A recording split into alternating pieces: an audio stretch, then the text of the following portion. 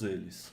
E aí eu separei três tweets seus para depois fazer as perguntas, que é o seguinte: os donos do mundo têm privacidade, jatos particulares e seguranças fortemente armados. Você tem a sua vida toda monitorada, está desarmado e precisa salvar o planeta das mudanças climáticas. Daí um outro tweet. Quando a esquerda quer pegar seu dinheiro, pode resolver todos os problemas do mundo usando a vontade política, entre aspas. Nós sabemos que vontade política nenhuma será capaz de parar o Bitcoin. E aí o terceiro tweet da série: Bitcoin é a melhor arma inventada contra o comunismo. Então, duas perguntas que se sobrepõem. Primeiro, nas suas palavras, por que o Bitcoin é a melhor arma já inventada contra o comunismo? E segundo, eu percebi que assim, que o conceito mais que a gente aprende nas aulas de histórias, pelo menos, de comunismo e o conceito que a bolha do Bitcoin, a bolha libertária usa de comunismo são conceitos diferentes. Então, assim, o que você chama de comunismo também? Eu acho que não tem muito mistério. Eu não acredito que eu use os conceitos diferentes. O Bitcoin inventou um novo tipo de propriedade, que não é uma propriedade que dependa da força do Estado, mas sim da força computacional e da criptografia. E, e o comunismo é a abolição da propriedade privada, né? É a socialização dos meios sociais de produção. Então, o Bitcoin criando uma propriedade inviolável, criando uma propriedade do indivíduo que não precisa do Estado para existir nem para se defender, ele inviabiliza o comunismo, porque o comunismo é possível através das armas só e da ideologia. Com o Bitcoin é impossível. O comunismo existir num mundo em que o Bitcoin exista, porque vai existir propriedade privada. Então, ele inviabiliza o comunismo, inviabilizando a socialização da propriedade privada. Perfeito. Então, falando agora sobre essa, que é o Bitcoin no fundo, então é a invenção da propriedade privada, concorda? Ele é um tipo diferente de propriedade, porque tem até um tweet que eu falo que o Bitcoin não é uma propriedade, porque ele é uma propriedade nova. Quando eu falo que ele não é uma propriedade, é propriedade no sentido jurídico do termo, que no Brasil é a propriedade que tem que ter a função social, mas assim, no sentido do liberalismo clássico, é aquela esfera de liberdade que o indivíduo tem. Então, e ele pode acumular os frutos do trabalho, ele é soberano em relação àquela propriedade. Mas, infelizmente, ou era a situação que existia, para defender a propriedade num Estado contemporâneo, você precisa da força estatal. Então, o título de propriedade ele só existe na medida em que existe um Estado capaz de defender as propriedades particulares, ou ele pode subverter o sistema jurídico, como aconteceu, tentando se apropriar da propriedade, ou cobrando um aluguel, né? E aí a propriedade deixa de ser 100% privada, ou deixa de ser privada, porque você passa a simplesmente ser um locador da propriedade estatal, como se toda propriedade fosse do Estado e você só tem um título para usar aquilo lá, enquanto você não viola as normas do Estado. Com o Bitcoin é um novo tipo de propriedade, porque eu não preciso do Estado, eu não preciso das forças das armas, ele é um sistema de consenso, um sistema que é baseado na prova de trabalho. Então, então ele é uma nova propriedade. E uma nova propriedade que inviabiliza toda tentativa comunista. Boa. Então, deixa eu ler agora o tweet que você fala sobre isso. Um tweet de junho de 2021, dia 11, que é: o que o Bitcoin me dá? Propriedade privada de verdade. Toda propriedade privada no Brasil é fake.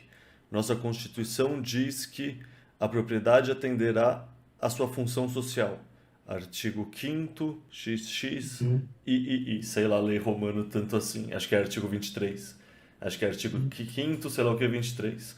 E aí, sobre essa parte da propriedade privada atenderá à sua função social. Me explica melhor o que isso quer dizer, essa parte de atender à função social.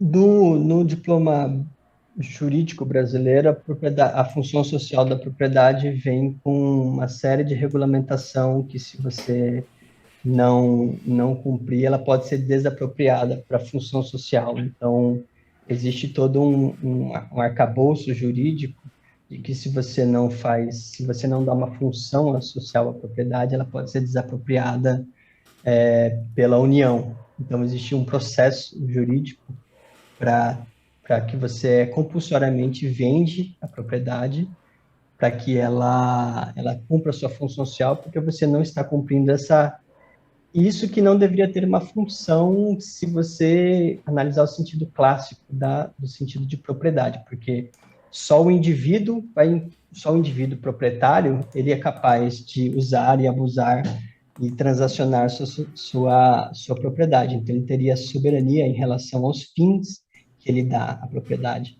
Só que a função social da propriedade, ela permeia vários ordenamentos jurídicos no mundo, que começou a colocar que ela sim deve cumprir certas funções, e que, se ela não cumpre, você será compulsoriamente vendido, porque o governo ele estabelece até o preço em que você deve vender sua terra. E a propriedade privada do Bitcoin, ele é dada pelo... Você faz o que você quiser com seus bitcoins, né? Você faz o que você quiser com seus satoshis. Tudo que o protocolo permitir, você pode transacionar como você quiser. Então, ele é um novo tipo de propriedade que não precisa se submeter à função social, porque ele não precisa do ordenamento jurídico para sobreviver. Perfeito. Então, nesse sentido, acho que está correto falar que o Bitcoin tem essa tendência de se transformar, ou já é, uma reserva de valor superior que tende a ir desmonetizando outras reservas de valor. E aí, nesse tema, você publicou em março de 2021 que o Bitcoin vai engolir o mercado imobiliário brasileiro antes do que imaginamos. E aí, sei lá, imaginando esse processo de desmonetização de outras reservas de valor e esse valor fluindo para o Bitcoin, eu te pergunto como você imagina que vai rolar essa transição? Porque assim, esse antes que imaginamos com certeza é difícil falar com precisão, mas você deve talvez ter um modelo mental se é um estilo mais fogo de palha, assim, fogo no cerrado seco, ou se é uma mudança geracional conforme os boomers vão morrendo e o capital vai chegando nas gerações mais novas. Esse capital que está represado e que é muito difícil a educação chegar lá. Tipo, já são pessoas mais velhas, tipo, não querem entender tecnologia, não precisam disso. Então, no fundo, sei lá, em qual time frame você vê essa coisa avançando mesmo? Tipo, décadas, anos?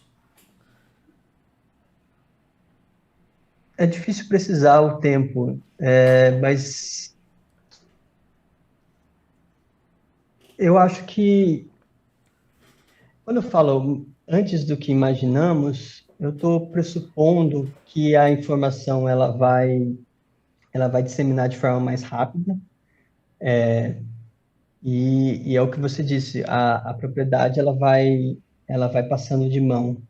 Então, no momento em que ficar claro que a propriedade imobiliária não funciona como uma reserva de valor, e que o Bitcoin ela é uma forma muito mais segura e soberana e mais eficiente e confiável de armazenar valor, eu acredito que vai ser aquele momento gradually and suddenly. Então, eu acho que é aos poucos e de repente.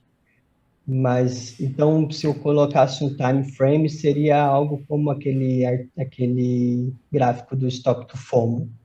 Então, vai ter um momento até 2030, de 2030 para frente, não sei se acho que vai ser um ponto de não retorno, em que tudo vai começar a ser precificado em satoshis. Então, eu daria, então, até 2030, de 2030 para frente, eu acho que vai ser um momento do, que as coisas vão realmente acontecer muito rápido. E eu acho que, assim, o santo graal do Bitcoin, de uma nova moeda, é virar unidade de conta, né? Quando a gente começar a pensar em satoshis, precificar em satoshis, aí não vai ter volta, porque a gente não vai precisar, as pessoas não vão pensar no preço fiduciário. Então, se a gente pensar numa hiperbitcoinização, vai acontecer com esse gatilho mental de pensar em satoshis, especificar tudo em satoshis. Dólar não vai fazer sentido, porque tudo vai estar muito caro, real ainda menos, euro ainda menos, e tudo vai ser precificado em satoshis. Então, eu daria até 2030, se tudo ocorrer bem. Assim, gradual até 2030, e de 2030 para frente vai ser o momento de Kabum. É bem o modelo mental que eu tenho também, tipo, o Stock to FOMO pra mim faz muito sentido, assim, ser... Tipo, tanto é que ele é plotado com a curva de adoção de outra tecnologia como a internet e o padrão tá lá, tá ligado? É um negócio que Uhum. tem esse tempo de maturação da tecnologia e de repente é como... Você já viu aquelas É. bactérias que se comunicam, tipo, secretando enzimas químicas e quando elas sentem que o ambiente inteiro já atingiu um ponto de saturação, todas fazem algum processo ao mesmo tempo? Tipo, sabe, é realmente Uhum. esse processo de Uhum. devagar de repente. Eu também vejo assim com o que vai acontecer.